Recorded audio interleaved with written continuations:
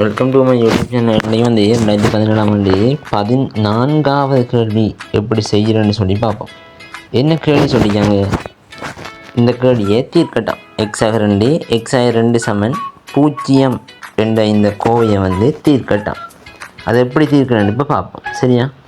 இதில் எக்ஸாக 2 எக்ஸாக 1 சமன் 0 என்ன இதில் என்ன சொல்லுதுன்னு சொன்னால், எக்ஸாக 2 என்றதும் எக்ஸாய 1 என்றதும் பெருக்கப்பட்டு வந்து 0க்கு சமனாக வருது.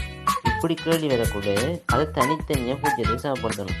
அதாவது எக்ஸாக 2 சமன் 0, அதே போல் அதுக்கு இன்னும் ஒரு விட அடிக்கும். என்னது? எக்ஸாய 1 சமன் 0. இந்த விட அடிக்குன்னு சொன்னால் ஒரு புள்ளி கிடைக்கும். சரியோ? அடுத்து என்ன செய்யணும்? அந்த எக்ஸாக 2 சமன் 0 இருக்கு. அந்த சக 2 வந்து சமனுக்கு அங்காட போனால் என்னென்று வரும்? எக்ஸ் சமன் சய 2 வரும். ஆகவே இந்த தீர்வுக்கு வந்து சரியான விடைன்னு கூட சய 2 கொடுக்கலாம். அடுத்த விட பார்த்தோம்னு சொன்னால் எக்ஸ் சய 1 சமன் 0, எக்ஸ் சமன் நேர் 1. சரியோ?